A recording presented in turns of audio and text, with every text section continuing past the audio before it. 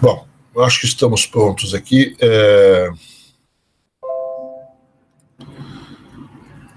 Deixa eu ver aqui como é que eu...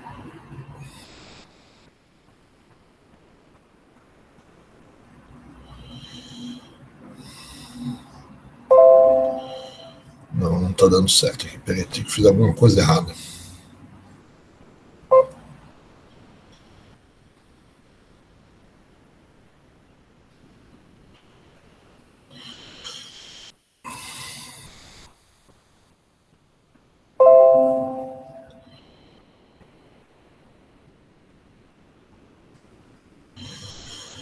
Bom, suponho que agora funcione. Essas aulas aqui agora do meio para o final do curso, a gente já está pegando aí um pouco o pessoal mais recente, né? Ainda meados do século XX. Na semana passada, a gente abriu um pouco os trabalhos sobre esse período, fazendo uma apresentação mais ou menos genérica, seguindo o Belchovsky, de como que ele vê os debates sobre dentro da economia brasileira nesses anos 30, 40, principalmente no pós-guerra, em frente até mais ou menos os anos 60, 70, ele vai dividir, então, os pensadores, os economistas, em três grandes conjuntos, né? Os chamados liberais, o pessoal mais à esquerda, vamos dizer assim, e no meio do caminho os desenvolvimentistas. E ele divide os desenvolvimentistas também em três grupos, né? Os desenvolvimentistas do setor privado, os desenvolvimentistas do setor público, nacionalistas e não nacionalistas. E a ideia é acompanhar esses grupos todos, né? E aí, na última aula, a gente começou a falar um pouco sobre, de uma maneira mais genérica, sobre os liberais, né? Você tem vários liberais ali que estão envolvidos, tem Otávio Bulhões, Dênio Nogueira, e talvez o principal dele é o Eugênio Goudin, né? E a ideia é talvez a gente ter uma conversa só sobre o Eugênio Goudin hoje, né, para a gente aí na próxima aula passar aí já para os desenvolvimentistas do setor público, do setor privado. Apesar de a gente já ter conversado um pouco sobre o Eugênio Goudin, que é o tema da aula de hoje, e sobre o Roberto Simonsen, que é o principal elemento desses desenvolvimentistas do setor privado. A gente já conversou um pouco sobre eles quando a gente discutiu a chamada controvérsia do planejamento, que ocorreu ali em 44, 45, no final da guerra, na Segunda Guerra. Mas ali a gente se restringiu, vamos dizer assim, o pensamento dessas pessoas naquele debate em particular. Aqui eu queria estender um pouquinho mais os trabalhos sobre o Eugênio Goudin, deixei para vocês também uma certa literatura para vocês darem uma olhada, tem inúmeros, tem vários textos sobre o Eugênio Goudin, só jogar no Google que vocês vão achar muita coisa. Então essa é um pouco a ideia da aula de hoje, a gente olhar um pouco a trajetória do Eugênio Goudin. Ele tem ele é uma pessoa longeva, né, certo? Ele vai falecer 100 anos, certo?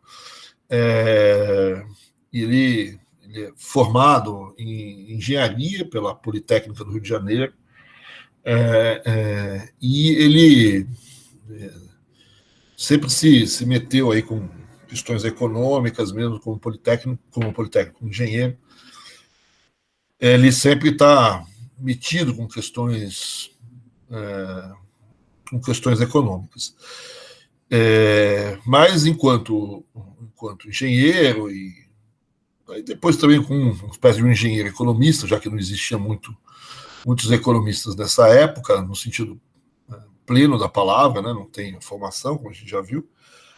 Ele vai ser um cara que vai trabalhar, principalmente no início como engenheiro, depois vai assumindo funções mais de assessoria econômica em uma série de empresas, e principalmente empresas estrangeiras, né? Então vem daí um pouco a pecha que muitas vezes atribui-se a ele de ser um defensor do capital estrangeiro, enfim, Ele sempre trabalhou com empresas ligadas ao capital estrangeiro, né? Desde a Light, certo? Quer dizer, até a Western Telegraph, certo? E ele sempre, então, teve ligado a várias dessas empresas estrangeiras que, no Brasil, trabalhavam principalmente em setores de infraestrutura, né? Então, vocês veem aí a Light Iluminação, a Pernambuco Tramway, também, Tramway Power, também energia e são os bondes, né, de Recife, estradas de ferro, né, empresas aí. Então, são sempre empresas estrangeiras ligadas a essa parte de infraestrutura, de de comunicações, de transportes, de iluminação, etc. Né?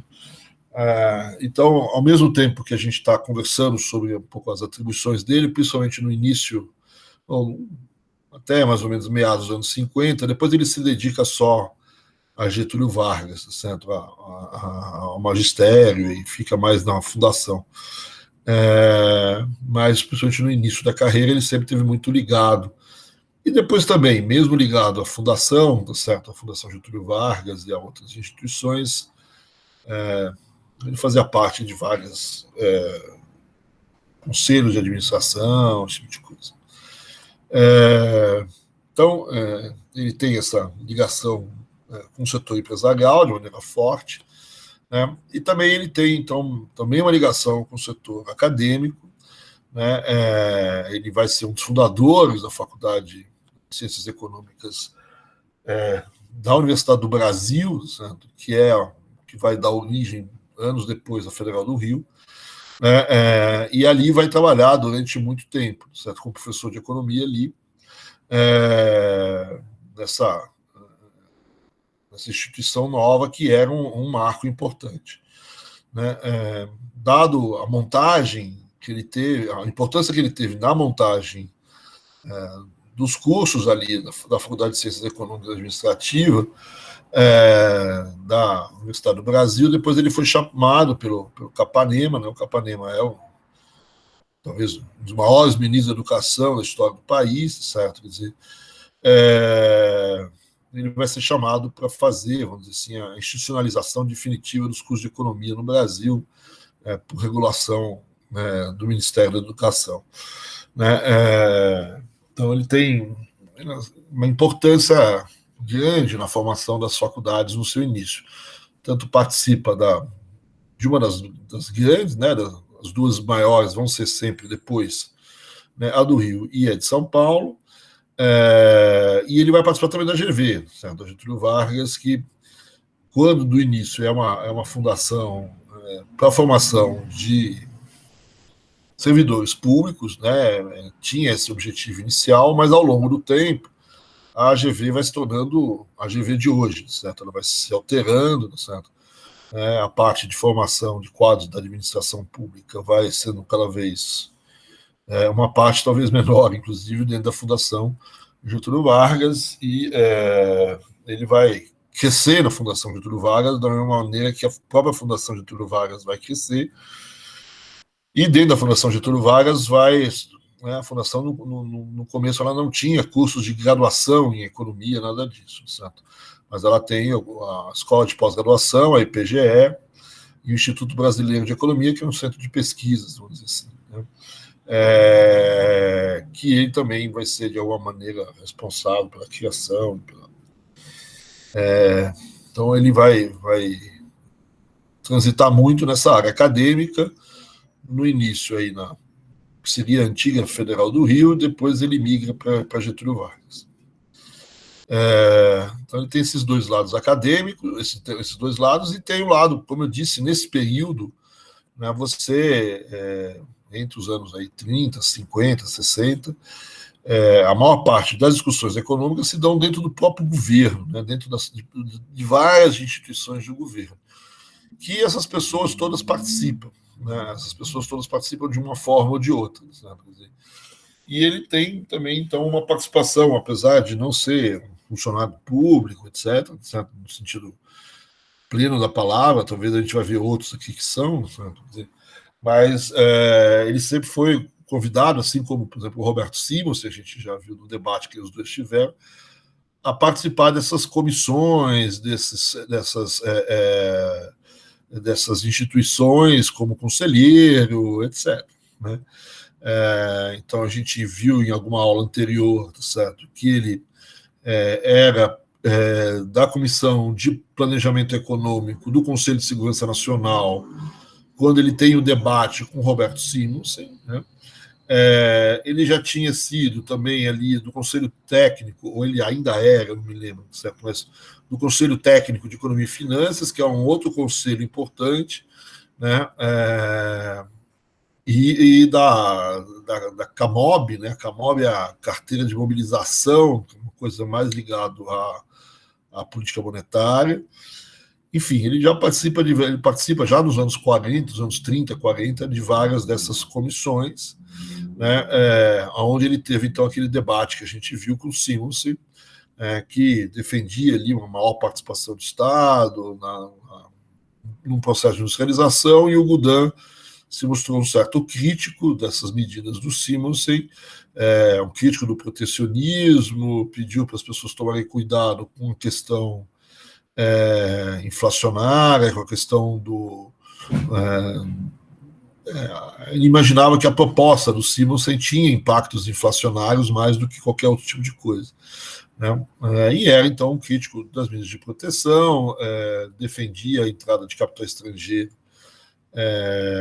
de uma maneira mais livre do que o Simonsen defendia, né? Enfim.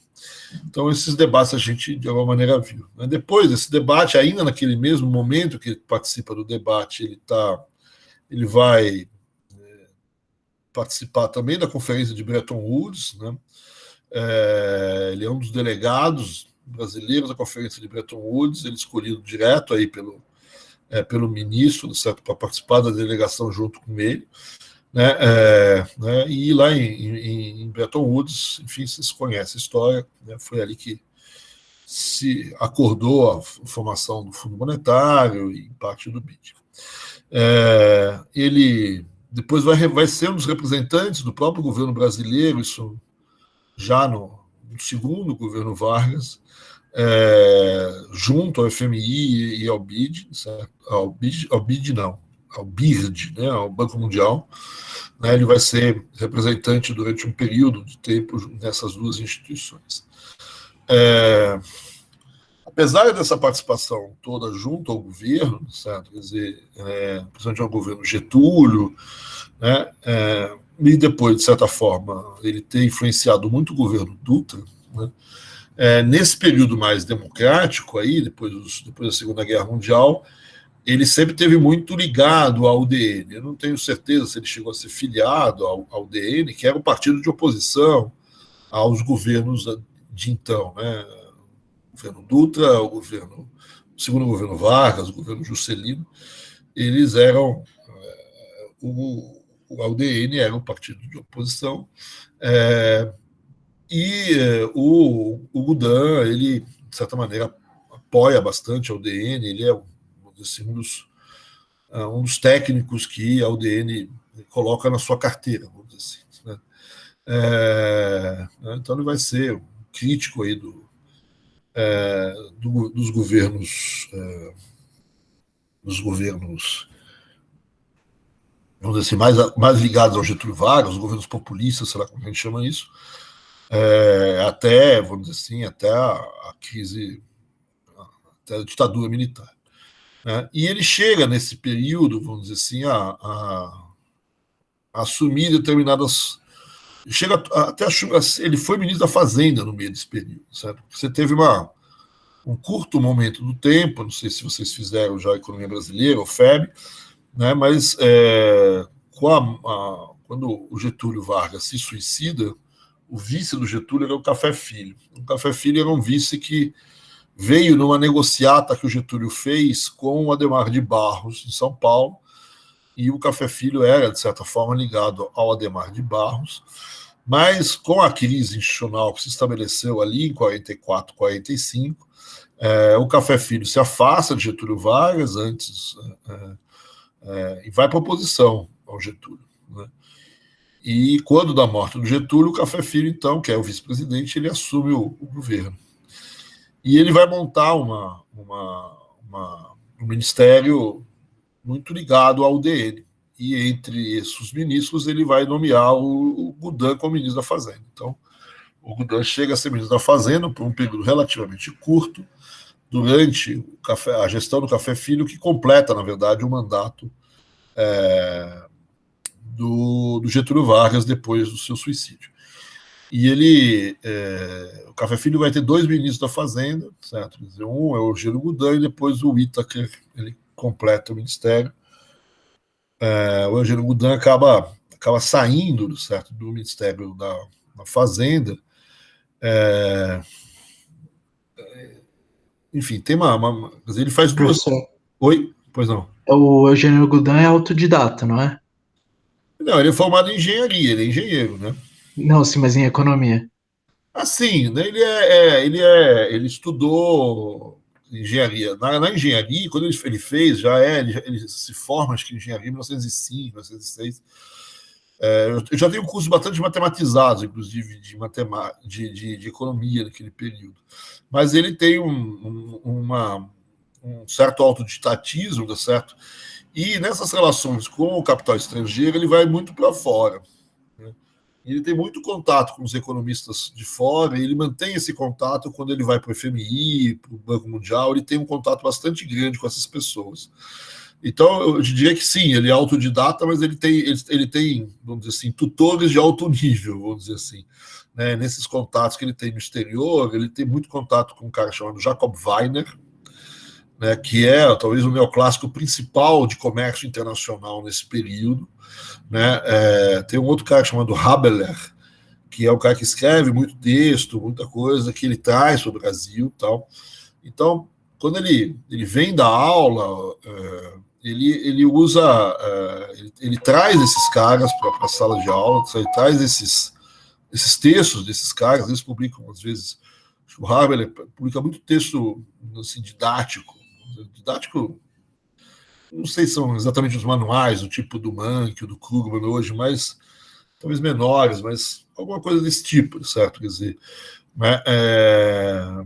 E ele tem muito contato com essas pessoas, certo? Então ele você tem razão, ele é um autodidata, certo? Quer dizer, mas ele tem um contato muito grande com a nata vamos dizer assim, uma parte da nata da economia desse período, certo? E ele mantém relações com essas pessoas de muita proximidade. Tanto é que é ele que traz, Entendi. ele traz essas pessoas para o Brasil para debater com o Prebisch, para debater com o Furtado. Então ele estabelece muitos choques, vamos dizer assim, mas no sentido bom da palavra, né? Ele promove seminários para discutir a América Latina. E põe a TV da CEPAL um pouco à prova, vamos dizer assim, em disputa. Né? Esses seminários que o Prebisch organizou, eles estão todos hoje publicados. Não sei se todos talvez seja um exagero da minha parte, mas ele trazia essas pessoas que ficavam aqui no Brasil algum tempo, né? Não é uma pessoa que vinha e ia embora no dia seguinte, mas ficavam aqui pelo menos um tempinho, conversando com os alunos, enfim, com os professores, etc. E sempre essas pessoas davam seminários e escreviam papers um pouco.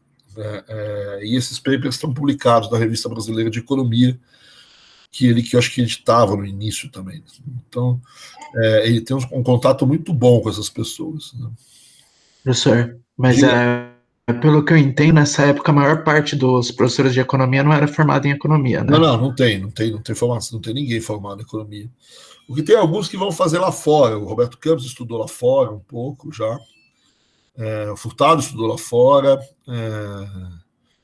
E eu não me lembro se o Eugênio Goudin chegou a fazer curso no exterior.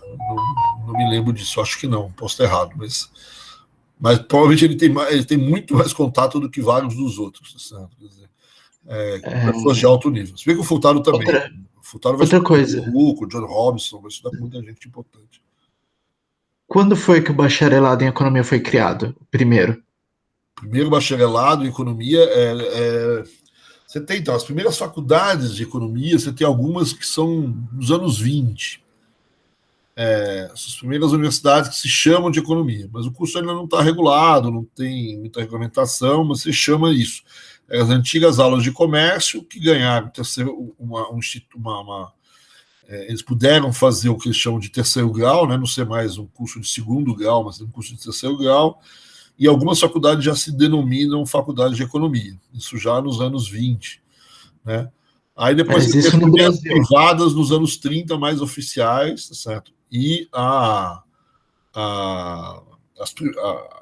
faculdades de economia mesmo vão ficar fortes, vamos dizer assim, com a Federal do Rio, na verdade a Universidade do Brasil, que eu citei anteriormente, a FEA de São Paulo, isso já nos anos 40, já na década de 40, já depois da guerra, que vai precisar da regulamentação que eu citei agora do Capanema, certo? Então é 44, 45, os cursos de economia se tornam oficiais no Brasil. O bacharelado oficial em economia no Brasil, inclusive associado ao Conselho de Economia, certo? Você não é só economista formado, como você é economista de carteirinha, vamos dizer assim, porque você tem aí a aprovação do Conselho de Economia, então a profissão de economista passa a ser formada, certo? Então, Então, é mais mas ou menos eu, nos anos o que eu 40. quis, Né? Não, antes disso é tudo advogado e engenheiro. Pode ficar tranquilo. não, eu tô falando fora, no geral, no mundo inteiro. Quando que foi inventado um No mundo bacharelado em todo, economia? assim, o Brasil não é muito distante. Você não tem exatamente, por exemplo, o Adam Smith era filósofo, né? Esses caras não são economistas, certo? Aí você tem o nome de economistas que você dá, por exemplo, na França, você deu o nome de economistas para um monte de gente, certo? Aqui no Brasil também, você tem a revista dos economistas nos anos 70, nos anos 80, de 1800. Então, quer dizer, você tem muita gente que se denomina economista, certo? Aí você já começa a ter os cursos de economia dentro dos cursos de filosofia, etc. Agora, faculdades de economia, eu acho que também é anos 20, anos 30 no mundo. Certo? Eu posso estar errado, preciso dar uma olhada Entendi. com mais calma. Mas o Então Brasil não é existia doutorado importante. em, Então você tem então muito. existia doutorado em economia antes de bacharelado? Por quê? Você tem doutores em economia antes? É Não. porque, por exemplo, se eu não me engano, o Fisher foi um dos primeiros doutores em economia dos Estados Unidos. Mas você não chama de doutor em economia, os caras são PhDs, né? Ponto. Então, eles são PhDs, só que fizeram uma tese de economia, certo? Quer dizer, então a gente diz que ele é doutor em economia, certo? Quer dizer, mas ele provavelmente é PhD em matemática, em PhD numa faculdade de ciências, né, mais genérica. Não sei, posso estar errado também. Talvez já exista economia. Ficha aqui que é anos 10, né? Anos 10, anos 20, por aí. Eu acho. Tem dois fichas, né? Mas eu acho, se eu não me engano. Então você tem, quer dizer, você tem muita gente que, né, faz um doutorado, vamos dizer assim, e o doutorado não é. Você tinha doutorado no Brasil em direito, certo? Eram todos doutores, por isso que vocês se dão o direito de usar o título de doutor. Mas não era doutorado, certo? O cara fazia um ano a mais depois do final do curso de bacharelado e tinha o título de doutorado. Não é que nem hoje, certo? Então, essas coisas não são exatamente simétricas com os dias de hoje. Né? Então, não é um. O que você tem muito, na verdade, são estudos, né, de pós-graduação, certo? Quer dizer, então você tem vários cursos, depois. E provavelmente alguns desses cursos podem até ser cursos de economia, certo? Quer dizer, mas não é exatamente um PhD em economia como a gente tem hoje, certo? Tem muita gente que é PhD em ciências, em filosofia. O Physical Doctor, normalmente, ele é em ciências, né? Quer dizer, ele é um. Aí que vem o PhD, certo? Quer dizer, então, não sei, precisa dar uma olhada com mais calma para ver essas coisas. Posso tentar dar uma olhada como é que é feito fora do Brasil esses elementos, mas não me parece ser muito radicalmente diferente, né? Quer dizer, eu acho que é um pouco antes as coisas lá. Como te disse, eu acho que você deve ter esses cursos mais ligados à ciência que acabaram sendo de economia. Você tem um famoso prêmio Nobel de Economia, o Nash, certo? Na verdade é de matemática, né? O trabalho dele, ele é uma faculdade de matemática. né? A Ostrom também, ciência política, certo? Quer dizer, então eles são todos doutores, etc., mas não necessariamente são doutores em economia, apesar da gente costumar falar que são doutores em economia. Precisa olhar direito aí qual que é o papelzinho que ele tem na parede lá. Tudo bem? Entendi. Obrigado, professor. Imagina. Então o Gudan foi ministro da Fazenda, ele ficou pouco tempo no ministério, ele herda uma situação ruim do ponto de vista inflacionário do Getúlio, ele vai e faz uma política de estabilização bem dura, né, e ganhou um monte de gente brava com ele, porque ele fez uma estabilização mais difícil, mas ele cai muito por conta do chamado câmbio múltiplo, né. Ele era contra o câmbio múltiplo. O câmbio múltiplo é uma coisa que o Vargas tinha instituído, né, o governo anterior tinha instituído no Brasil, e havia uma reclamação enorme. A própria UDN era absolutamente contra o câmbio múltiplo, porque, na verdade, você tinha muita gente que perdia com o câmbio múltiplo, principalmente os exportadores, né, os agricultores ligados à exportação, os cafeicultores, enfim, o pessoal que exportava. Porque, na verdade, recebia por cada dólar que ele vendia menos do que as pessoas que importavam pagavam, né? Essa diferença acabava ficando na mão do governo. E o Gudan, assim como vários outros economistas, eram contra esse câmbio múltiplo, e ele vai para o governo e ele é chamado a acabar com o câmbio múltiplo. Só que no meio do caminho, ele está ali no câmbio múltiplo e ele olha o câmbio múltiplo e fala, vamos acabar com isso. Só que ele percebe que o câmbio múltiplo, naquele momento, gerava uma receita para o governo federal que ele não podia prescindir dessa receita se ele quisesse continuar com as políticas de acabar com a inflação que ele tinha. Certo? Quer dizer, então, o que era prioritário? Acabar com o câmbio múltiplo ou debelar o processo inflacionário? E ele elege debelar o processo inflacionário, e para fazer isso ele não poderia abrir mão, né, de um volume de dinheiro, né, ele já estava cortando gastos e despesas de maneira bastante duras, né, e ele não teria condições de cortar mais despesas ainda em função do fim dessa arrecadação que vinha do câmbio múltiplo. Essa arrecadação que vinha do câmbio múltiplo tem algumas discussões, mas para muita gente, né, ela em 44 chegou a representar 1/3 do orçamento brasileiro, né, o que não é pouca coisa. Né? Então, você abrir mão de 30%, um pouco menos, né, 25% da tua arrecadação, não é fácil. Ainda mais se você está pensando em segurar o processo inflacionário. Né?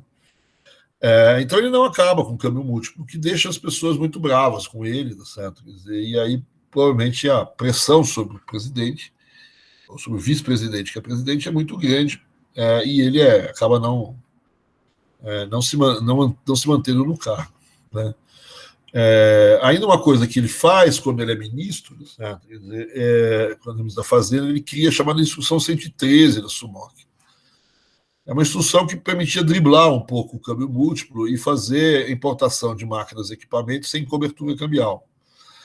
Isso acaba por facilitar os investimentos estrangeiros no Brasil. Na verdade, praticamente todos os investimentos estrangeiros que fizeram-se no Brasil no período subsequente, que é o período Juscelino Kubitschek, se fez via Instrução 113. Né? Então, de novo, aqui é um pouco a ideia de que o Gudan favoreceu o capital estrangeiro, etc. Na verdade, ele favoreceu qualquer um que pudesse captar recursos no estrangeiro. Então, podia ser até uma empresa brasileira desde que captasse recursos no estrangeiro. Só que, efetivamente, quem tinha mais condições de captar recursos no exterior, nesse período, eram as multinacionais estrangeiras que, enfim, praticamente todo o investimento que essas multinacionais fizeram durante o governo Juscelino, vamos imaginar que principalmente as multinacionais ligadas ao setor de automóveis, né, ou alguma coisa do tipo, certo? Você teve esses investimentos, essas filiais, vamos dizer assim, se fizeram em cima da Instrução 113. Então, isso marca bastante a vida do Gudan, enquanto, né, certo, também, de novo, aqui um defensor do capital estrangeiro, etc. Né? E, enfim, aí ele vai tendo um monte de debate, ele é contra a criação da Petrobras, enfim, ele vai aí um pouco ele tem um trabalho, vamos dizer assim, além de acadêmico, além de dentro das empresas, ele tem um trabalho de política econômica bastante grande. Em termos de publicações, acho que o principal texto que ele tem são os princípios de economia monetária, né, que ele publicou durante a guerra, depois ele refaz em 52. Ele escreve uma série de outros textos. Vocês abrem a Revista Brasileira de Economia, nos seus números iniciais, tem vários livros, vários textos dele ali, né, sobre evolução econômica, sobre vários textos. E como eu tinha dito já, ele é um cara que, né, conhece o Keynes, tá certo? Ele traz os textos do Keynes para o Brasil, é um dos caras que trazem, mas ele é muito influenciado mesmo pelo pensamento mais liberal, clássico, certo? Quer dizer, e pelos chamados liberais modernos aqui, certo? Eu chamei a atenção desses dois nomes, aí, o Jacob Weiner e o Haberler, certo? Quer dizer, esses dois são muito ligados à economia internacional, não, o que a gente chama hoje de economia internacional, né? Então são também livricambistas e que se mantêm baseado aí já nos modelos Heckscher-Ohlin, essas coisas todas.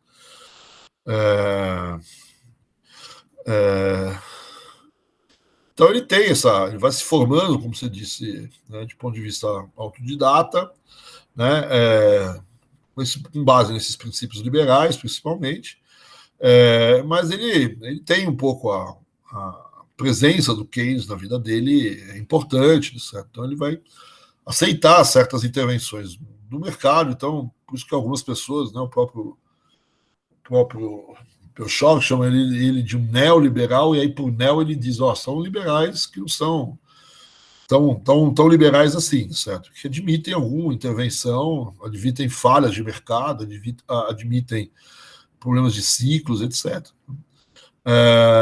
Então, ele admite o Estado corrigindo algumas falhas, alguma intervenção, mesmo que essa intervenção tenha que ser mínima.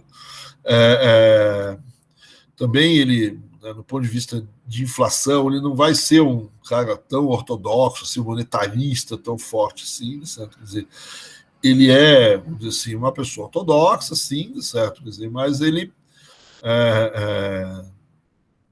percebe, vamos dizer assim, que existem talvez alguns elementos reais em decorrência da política monetária, existe inflação de demanda, não é só aumento de salário, ele chega a flertar com algumas ideias, né, ele reclama, por exemplo, de aumento de salário, então tem um quê de aumento de custos aí, certo? Mas talvez o principal ponto dele, enquanto liberal, vamos dizer assim, de novo, é o grande parte do liberalismo brasileiro, sempre foi isso, né? É o liberalismo no sentido externo da palavra, né? do livre mercado, do livre cambismo, como principal elemento aqui, certo? Quer dizer, ele é um liberal também, mas não é um agrarista, certo? No sentido pleno da palavra, né? Ele não é contra necessariamente a industrialização, né? Para ele não é importante esse debate se é indústria, se é agricultura, certo? Quer dizer, é o que for, certo? O que o mercado escolher depende das forças que vão induzir. Acho que as forças vão induzir mais a agricultura brasileira. O Brasil tem vantagens comparativas nesse setor, né? Mas ele não é necessariamente contra a industrialização, certo? Desde que sejam, como eu disse, as forças de mercado que levem esse processo de industrialização, que ela não seja muito fortemente induzida pelo Estado, que é o que ele critica do Simons, certo? Quer dizer, então a indústria é importante, se ela vier das forças de mercado não tem problema, certo? Quer dizer, são fatores de produção que vão estar bem alocados, porque são as forças de produção as forças de mercado que alocam isso. Mas se você forçar a barra, certo? E você retirar fatores de produção da agricultura para colocar na indústria, se isso for forçado, certo, pelo Estado, né, isso significa, no fundo, roubar fatores de produção que estariam melhor alocados na agricultura, né? Então, ele acha que o melhor alocador de recursos é o mercado. Quando o governo força, seja para o lado da agricultura, seja para o lado da indústria, ele destrói essa eficiência alocativa que o mercado converge, certo? Quer dizer, como eu disse, ele acredita que, num primeiro momento, no Brasil, a eficiência alocativa deve convergir mais para o lado agrícola que para o lado industrial, né? Mas não tem por que não com o tempo, essa industrialização acontecer, né, ela só acha de novo que não deve ser forçado pelo Estado. Né? E ele acha até boa essa industrialização ocorrer, porque ele vê, talvez é diferente de outras pessoas, certo? Quer dizer, de que há no Brasil um progresso técnico que deve ocorrer no Brasil, e ele defende que isso ocorra, progresso tecnológico na agricultura, e esse progresso tecnológico na agricultura ele deve ser fortemente poupador de mão de obra.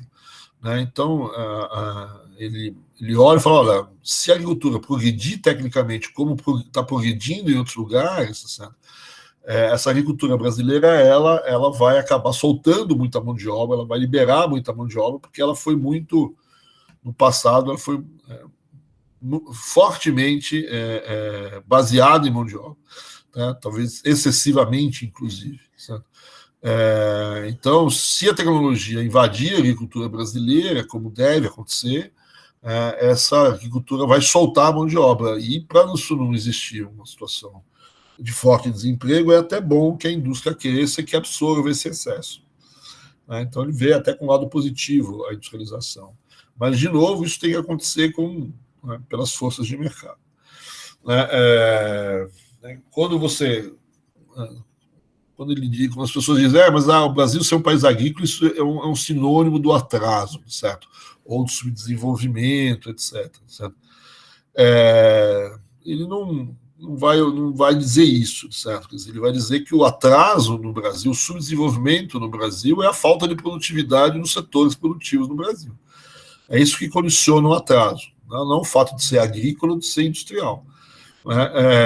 O problema da agricultura brasileira não é que ela conduza ao atraso, é que ela é atrasada, certo? Ela em termos tecnológicos,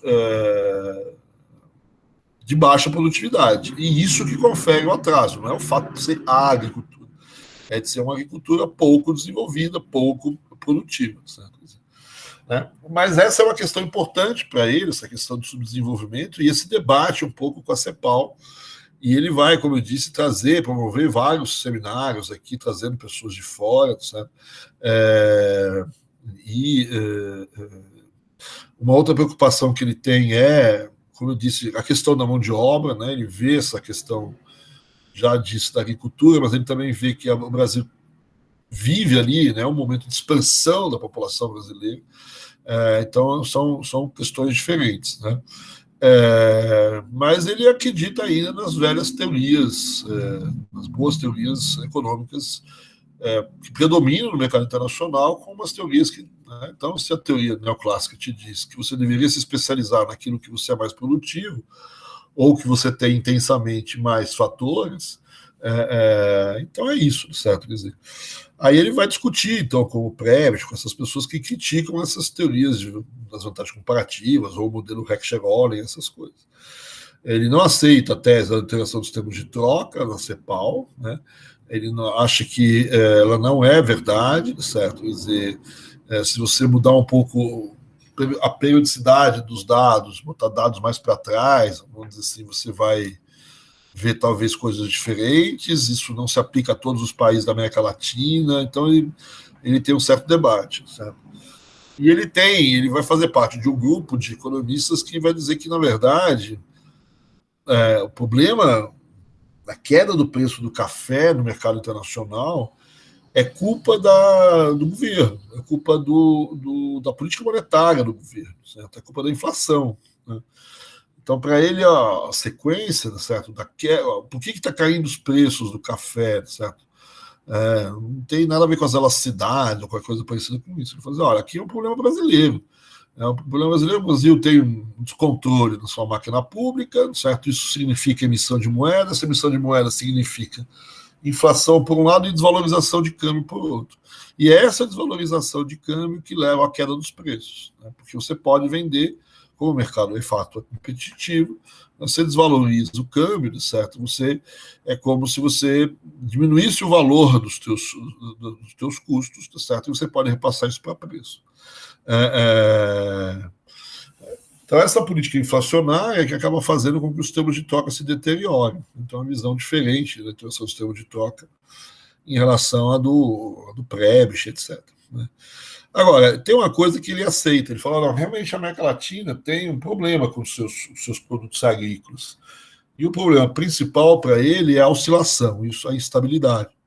Isso ele aceita. E, inclusive, ele usa a ideia de elasticidade de novo. Né? Ele fala as duas curvas, né, tanto a de demanda como a de oferta pelos produtos de exportação, eles são muito inelásticas. Né? Então, se as duas curvas estão muito de pezinho, vamos dizer assim, né, qualquer efeito, qualquer mudança na curva, certo? O efeito preço é muito grande, certo? Quer dizer, né? Então, os preços oscilam com muita frequência, com muita força, e como de fato, aí eles concordam também, a gente tem uma exportação muito baseada em poucos produtos, eu não tenho como um compensar o outro, certo? Quer dizer, então eu tenho uma oscilação muito grande, de fato, na balança de pagamentos brasileiro, nas exportações brasileiras. Então ele aceita um pouco essas questões das elasticidades, até da elasticidade de renda, vamos dizer assim, mas muito nesse sentido, não de longo prazo, alteração dos termos de troca, mas mais nesse sentido de você ter ciclos, de você ter oscilações que efetivamente atrapalham o desenvolvimento da economia brasileira. Né? Só para fechar, ele também concorda um pouco com a tese do Furtado, certo? Isso é talvez um pouco contraintuitivo dentro da ideia de padrão ouro, de que em países como o Brasil, quando você tem problemas de balanço de pagamentos, você subir as taxas de juros para entrar capital e você fechar o balanço de pagamentos, que seria a tese do padrão ouro, né? Quando você tem um problema no balanço de pagamentos, sobe a taxa de juros, isso ou leva a uma certa recessão, ou leva a uma entrada de capitais e fecha o balanço de pagamentos. Nesse sentido, ele concorda também com o Furtado, certo? De que o efeito é mais recessivo do que de trazer recursos para dentro do país, certo? Então, ele tem uma conversa com a CEPAL, com o pessoal do Furtado, algumas coisas ele chega a concordar, né, e outras ele discorda, certo? Então, ele acredita que precisa, que uma coisa importante que a CEPAL mostra e que ele concorda, é que você precisa estabilizar um pouco os fluxos, né? Os fluxos, tanto os fluxos de capitais, né, quanto os fluxos do balanço de pagamento de uma maneira geral, né? E eu preciso estabilizar um pouco a economia, ela é muito cheia de percalços, certo? Quer dizer, então tem que atenuar um pouco essas oscilações. Ele chega a defender a política de estocagem de café para segurar um pouco essas oscilações de preço. E ele acha que você tem que ter mecanismos, principalmente impostos, por exemplo, que formem situações contracíclicas. Né? Em relação aos investimentos, essa coisa dos investimentos estrangeiros também serem ciclicamente muito ruins, ele fala, olha, o que é ciclicamente muito ruim, o que entra e sai com muita facilidade, são os investimentos que hoje a gente chamaria de em carteira, certo? Agora, se você tiver investimento estrangeiro direto, né, que hoje a gente chamaria de investimento estrangeiro direto, esses investimentos são muito mais estáveis. Então, um dos problemas do Brasil é você ter muito investimento que não é um investimento estrangeiro no sentido bom da palavra, né, um investimento produtivo da palavra. Né? Então, você precisaria talvez melhorar essa situação em relação ao capital estrangeiro.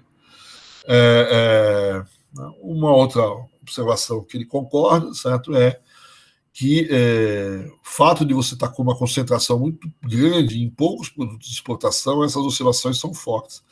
Né? Então, eu preciso diversificar produtivamente o Brasil, certo? Quer dizer, diversificar produtivamente, inclusive, as minhas exportações. Agora, essa diversificação tem que ir sendo feita de maneira relativamente natural, certo? Quer dizer, não posso forçar muito a barra nessa história. Né? E é isso que ele critica, esse voluntarismo exagerado que você tem. Então para ele, como eu tinha dito antes, certo? A pobreza não é culpa do fato do Brasil ser agrícola ou não, certo? O problema é o fato do Brasil ser agrícola, certo? Mas ser de uma baixa produtividade, né? Baixa produtividade, inclusive agrícola. O problema não é a especialização agrícola, o problema é a baixa produtividade da agricultura. Né? Isso que, para ele, é o grande pepino da economia brasileira. E é isso que o Brasil precisa melhorar muito, certo? Quer dizer, né? É óbvio que essa melhoria, então, vai induzir, como ele disse, uma sobra de mão de obra, e aí, nesse momento, a industrialização pode ser importante para absorver essa mão de obra. Você tem outros setores produtivos que absorvem essa mão de obra.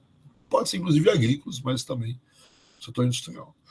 E aqui, nessa área de melhoria da produtividade, que ele vê também uns outros papéis para o governo, além de talvez ter algum papel no sentido de estabilizar as exportações, os fluxos, etc., né? Induzir essa melhoria da produtividade, né? Então, ele defende, né, participação do Estado em quesitos como educação, assistência técnica, formação rural. Então, essas coisas tudo tipo bem defendido pelo Gudani, certo? Mesmo que seja estatal, né? A parte de formação de mão de obra, formação de elementos técnicos importantes nesse sentido, né? Mas para ele o que vai fazer aumentar a produtividade mesmo são, né, você ter poupança, ter investimento, né? E nesse sentido a estabilização monetária é importante. Tem uma discussão que, se eu não me engano, eu já fiz na aula passada, que ele vai ter com o Bulhões. Um dos problemas da falta de investimento no Brasil é a falta de um sistema financeiro bem estabelecido, né? Só que para ele, para esse sistema financeiro poder funcionar no Brasil, precisa acabar com a inflação. O Bulhões talvez até imagina e vai fazer isso, criar um sistema financeiro por cima de um processo inflacionário, ou seja, aceitando uma certa inflação. O Gudani, primeiro a gente baixa a inflação, depois a gente monta o sistema financeiro, né? Tem certa briga aí com Bulhões. Então, mas é esse tipo de intervenção que o governo tem que ter, uma intervenção que mantenha o mercado funcionando, certo? Uma intervenção que estabilize monetariamente os preços, uma intervenção que talvez crie ou monte um sistema financeiro mais bem montado aqui, mais estável, e questões como assistência técnica, assistência rural. Estou tentando lembrar o nome da... tem parecido com isso, né? Você tem as Embrapas, as Emater da vida, isso ele chega a defender. Em relação às políticas de industrialização, ele critica, como eu disse, não é crítico em relação à industrialização em si, certo? Mas ele critica as medidas que você faz para fazer essa industrialização ocorrer de maneira mais rápida. Então, a primeira grande crítica é o protecionismo, certo? Ele é um veemente crítico do protecionismo. Para ele, o protecionismo só cria indústria preguiçosa no Brasil, certo? Quer dizer, ela tira a concorrência, não, o protecionismo é um mal para o setor industrial, né? Mesmo a ideia de indústria nascente e tal, ele vê com muito receio, dizer, não, isso aí vai formar uma categoria aí de políticos que dependem dessas políticas. Isso nunca é uma política só para a indústria nascente, certo? Ela nasce, cresce e vai morrer com proteção, certo? Quer dizer, essa ideia de você fazer proteção no curto prazo pode até ser, certo? Mas normalmente politicamente é difícil isso acontecer, né?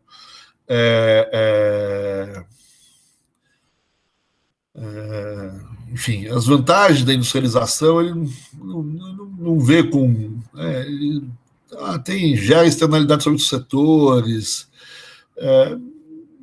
não acha, ele não é contra, talvez isso, mas não vou gastar todo o meu cabedal de recursos, fazer proteção, arrebentar um monte de coisa só para ter uma indústria que talvez tenha algum efeito sobre outros setores, certo? Então, ele também vai ser, como já tinha visto antes, contra a ideia de uma intervenção estatal mais forte, certo? De planejamento, pró-industrialização, etc.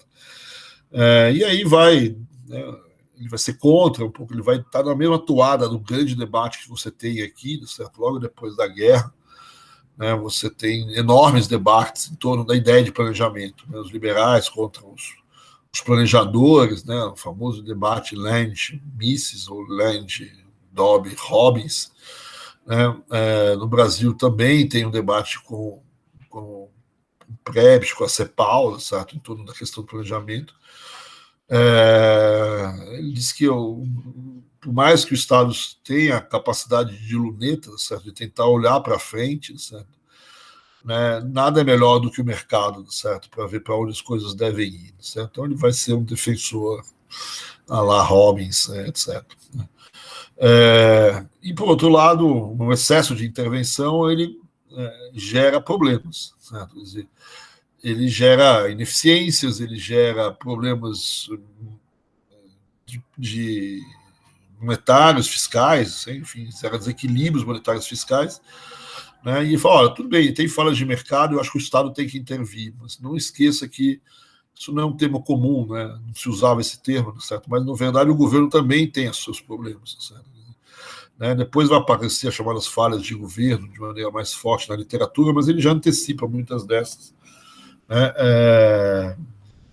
E ele identifica essa participação do Estado de maneira mais forte, não só com o comunismo, tá certo? Mas com as ditaduras de maneira geral. Né? E, normalmente, essas ditaduras ele também identifica a ditadura com corrupção. Né? Então, olha, normalmente os governos mais liberais, mais democráticos, são menos corruptos, certo? E as ditaduras, normalmente, são muito corruptas, né? Seja elas de esquerda ou de direita. E isso essa é uma das ineficiências, né, certo? Você, além de fazer um monte de besteira por razões de politicagem, você acaba fazendo coisas que não deve, vamos dizer assim. Então, ele vai ser contra esse tipo de coisa, quer dizer, como eu disse, ele vai ser a favor, né, de ampliar investimentos, como grande elemento aumentar a produtividade.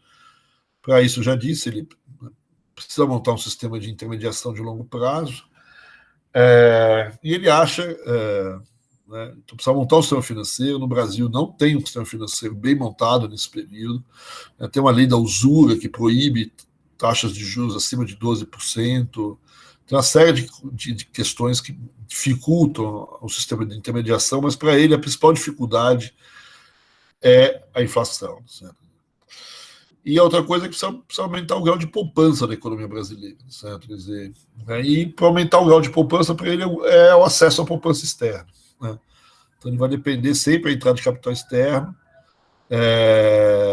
e, né, vai dizer que as leis que impedem a remessa de lucro são leis burras, certo? Quer dizer, são leis irracionais, certo? Quer dizer,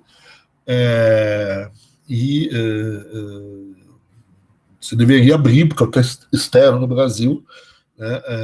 Reconhece que depois tem que pagar juros, as coisas todas, mas o efeito que eu tenho sobre o desenvolvimento é mais do que mais do que suficiente para pagar esses juros, etc., da entrada do capital estrangeiro. Né?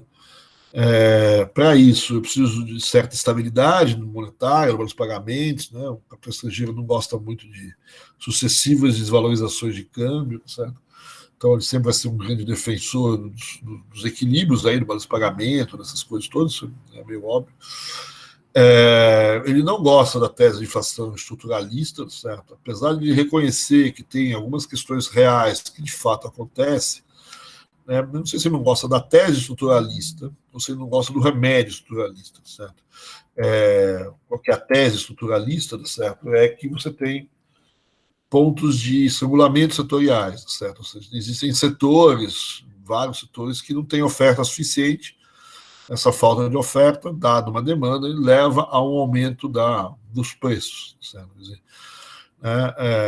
então, é uma visão de inflação que não tem nada a ver com política monetária, fiscal, nada disso. Né? Que o Gudan vai falar, olha, o grosso da inflação é política monetária e fiscal. Mas, de certa forma, o Gudan, às vezes, reconhece, vamos dizer assim, que existem questões de oferta, certo? Existem alguns regulamentos que fazem com que, por exemplo, os preços de alguns produtos subam muito, encareçam muito, e isso pode ter um efeito de custos no processo inflacionário. Né?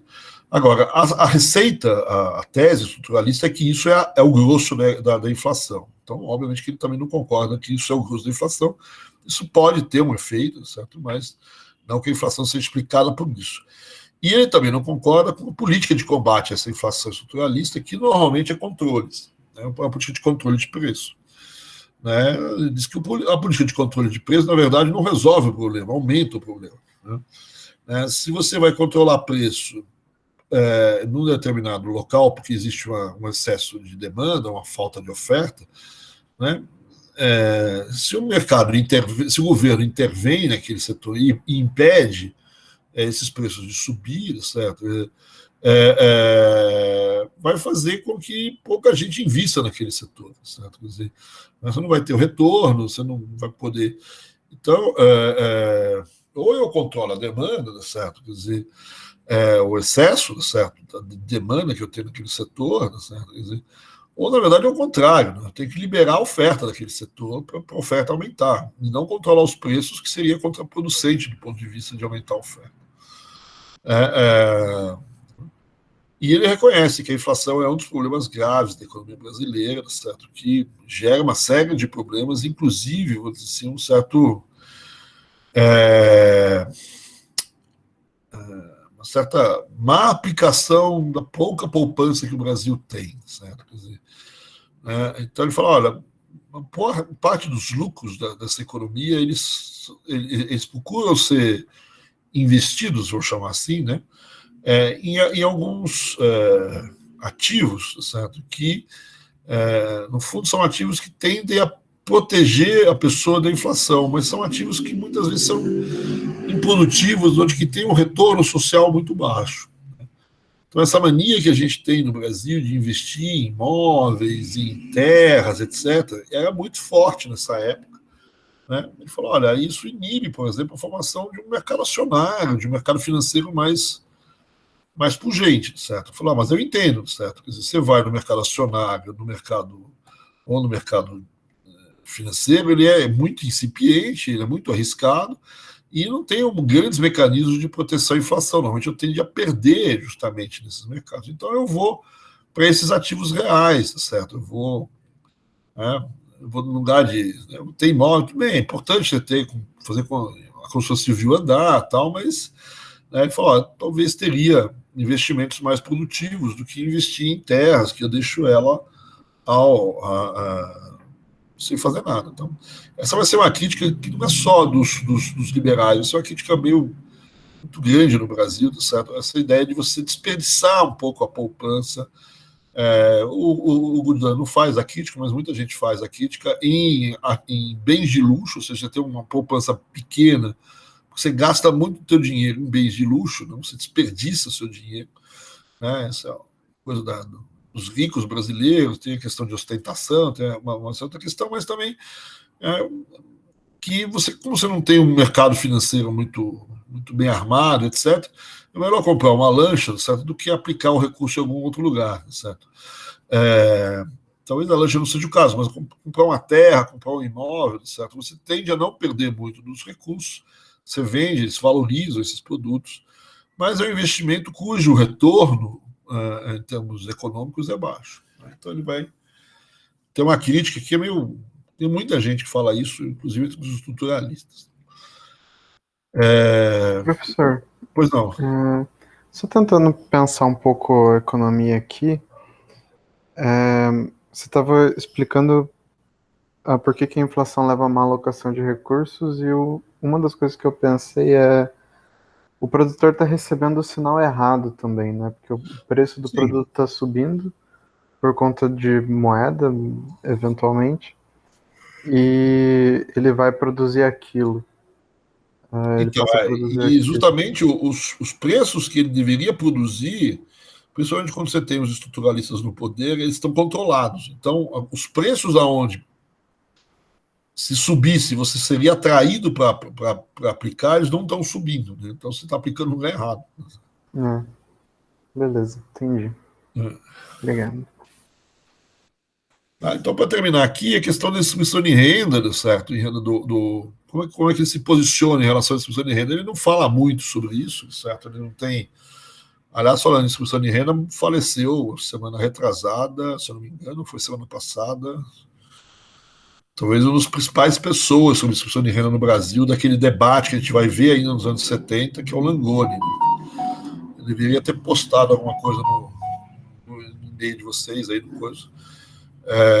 para lembrar o falecimento do Langoni. É uma pessoa que foi muito importante na história. Além dele ter sido ministro, o Langoni ele foi importante nesse debate sobre distribuição de renda no Brasil foi o primeiro cara a calcular, de fato, o índice de Gini no Brasil a partir dos dados de censo educacional, não, de censo demográfico. E os dados dele dos anos 70, comparado com os dados que ele mesmo calcula para os anos 60, causaram um fuzuê no Brasil, porque mostraram que no meio do milagre a distribuição de renda piorou no Brasil. E aí ele também dá a explicação principal, que é a questão educativa. Certo? Então, só para fazer aqui a minha homenagem ao Langoni, falecido professor Langoni, e como a gente está aqui na questão distributiva, e ele também, o Langoni, pode ser considerado também um liberal, certo? Quer dizer, estamos aqui. Mas, enfim, voltando ao Goudin aqui, ele tem um debate muito grande nesse período, principalmente no final dos anos 50, começo dos anos 60, já sobre, por exemplo, questões de reforma agrária, outras políticas de redistribuição de propriedade, que ele não... claramente ele achava que isso não era não ia levar a nada, certo? Quer dizer, ele não toca muito nisso, certo? Ele acha que não é a estrutura de propriedade que é o grande problema, certo? Quer dizer, então, como eu tinha dito, o problema é a produtividade, certo? É a pobreza rural, certo? Que está muito mais associado, certo? Às condições de educação, saúde, de técnicas agrícolas, de difusão de tecnologia, de procedimentos agrícolas, do que outras coisas, certo? Quer dizer, se tem uma coisa talvez mais econômica, talvez seja a questão de um crédito mais barato, certo? Mas, então, para resolver problemas de distribuição, de pobreza no campo, certo? No lugar de uma política de redistribuição de terras ou de propriedades, ele preferia, vamos dizer assim, mesmo aceitando, mesmo sendo liberal, que o governo insistisse, vamos dizer assim, em políticas que aumentassem a produtividade agrícola. Certo? É o aumento da produtividade agrícola que faz desaparecer a pobreza, certo? Inclusive permitindo acesso a novas terras que eram pouco produtivas na época. E sem ser discussão de propriedade, discussão de renda, certo? Em relação à renda, ele critica muito aquilo que hoje a gente vai chamar de rendas rent-seeking, certo? Quer dizer, ou seja, aquelas indústrias que se apropriam de renda, vamos dizer, aqueles industriais que se apropriam de renda porque pagam juros menores do que os outros, porque não pagam impostos, etc. Isso é um problema na distribuição de renda no Brasil, certo? Porque eu tenho renda que algumas pessoas recebem que outras pessoas não recebem, certo? E essas rendas vêm de benefícios dados pelo governo, A melhor distribuição de renda que existe, segundo o Goudin, certo? Quer dizer, são as rendas que vêm, vamos dizer assim, de quedas de preços. Essa é a melhor distribuição de renda que eu posso ter. É aumento de produtividade e aumento da produtividade reduzindo o preço dos bens que os pobres vão consumir, certo? Quer dizer, essa é a melhor distribuição de renda, certo? E o que o governo acaba fazendo, no lugar de criar situações de mercado que propiciem essa queda dos preços, certo? Ele gera situações de mercado que, ao invés disso, propiciam, vamos dizer assim, a manutenção de rendas na mão dessas pessoas, na forma de lucros retidos, no lugar de cair o preço, você tem uma espécie de um preço de monopólio que pode ser praticado porque você não tem concorrência no setor, aquele setor recebeu um incentivo fiscal, certo? Mas ele não tem nenhuma obrigação de esse incentivo fiscal significar uma queda de preços no mercado, e esse incentivo fiscal, na verdade, muitas vezes fica na forma de lucros, ou talvez até de salários para os trabalhadores daquele setor. Mas eu tenho um problema em termos genéricos, vamos dizer assim, de que esses são grupos de pessoas que se apropriam dessas rendas, e eu precisaria de uma política de redistribuição maior de renda, e para ele a melhor política de redistribuição de renda é queda de preço. Queda de preço por aumento de produtividade, certo? Quer dizer, ou por diminuição de custos. Isso seria a melhor forma de você redistribuir renda, certo? Quer dizer, aí tem outros Tem umas discussões sobre o aumento de salários que o Getúlio dava, principalmente como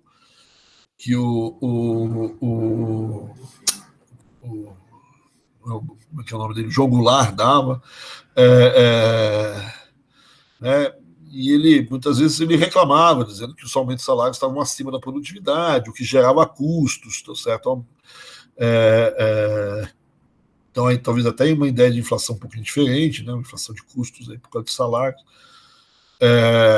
Mas ele pedia para as pessoas tomarem cuidado com essas políticas de tentativa de forçar uma redistribuição de renda via aumentos de salários, e dizia que o mercado ia reagir a isso. Né? Se você põe um salário acima do salário de equilíbrio, certo? De duas umas, certo? Ou você tem pleno emprego, ou se você está numa situação de pleno emprego, você vai gerar problemas de inflação, né? Ou problemas de desemprego, certo? Quer dizer, então você tem que tomar cuidado um pouco com essas ideias. Agora, ele também não é a pessoa que quer cortar os salários para favorecer o processo de industrialização.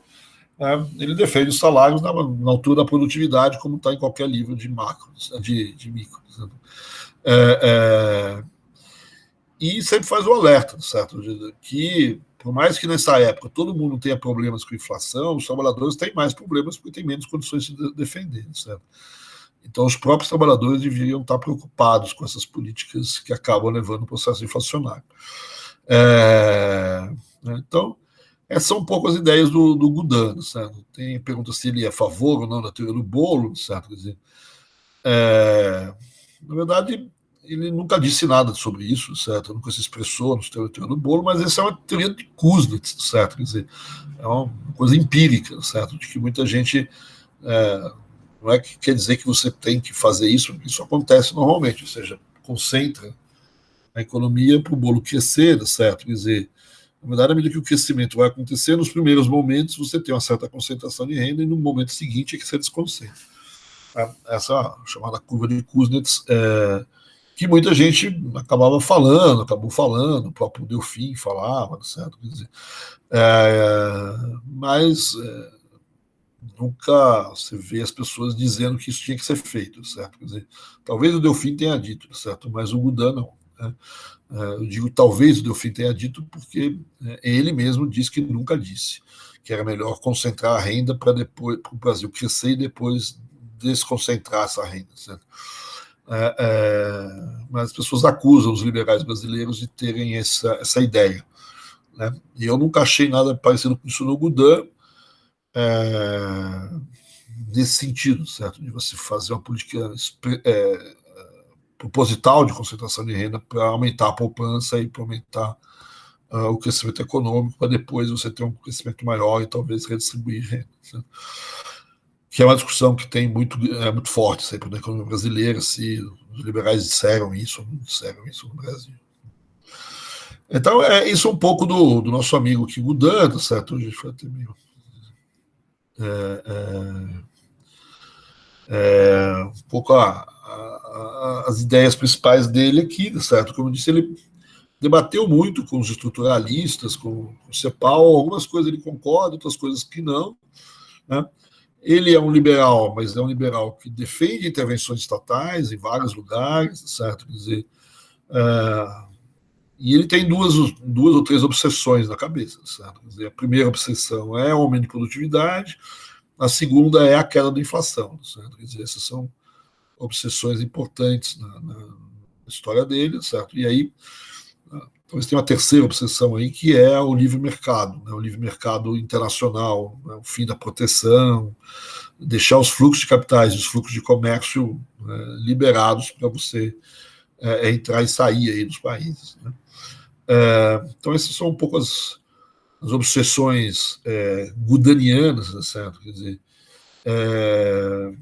mas sempre foi um cara muito apesar de várias críticas a ele, de ser ligado ao capital estrangeiro, enfim, ele sempre foi um senhor respeitado, sempre foi um senhor que buscou o debate, sempre foi uma pessoa que teve tentou impor suas visões, tá certo? Mas de um ponto de vista talvez mais acadêmico, etc., né? De um ponto de vista mais num debate de ideias, etc., mais do que em arroubos, etc. Então, por isso ele é relativamente bem visto, assim, um pouco o liberal bonzinho, talvez, o liberal bacana, certo? O liberal que dá para conversar, alguma coisa desse tipo, certo? Mas é sempre muito difícil, né, de convencê-lo de outras coisas, principalmente em termos de política monetária e fiscal, né, orçamento público, abertura, essas coisas, ele não concede muito, não, certo? Mas tem algumas intervenções de Estado que a gente viu que ele acaba aceitando. Então é isso. Não sei se vocês têm perguntas, se tem pessoal novo aqui que está querendo conversar alguma coisa. Deixa eu aqui desligar a gravação.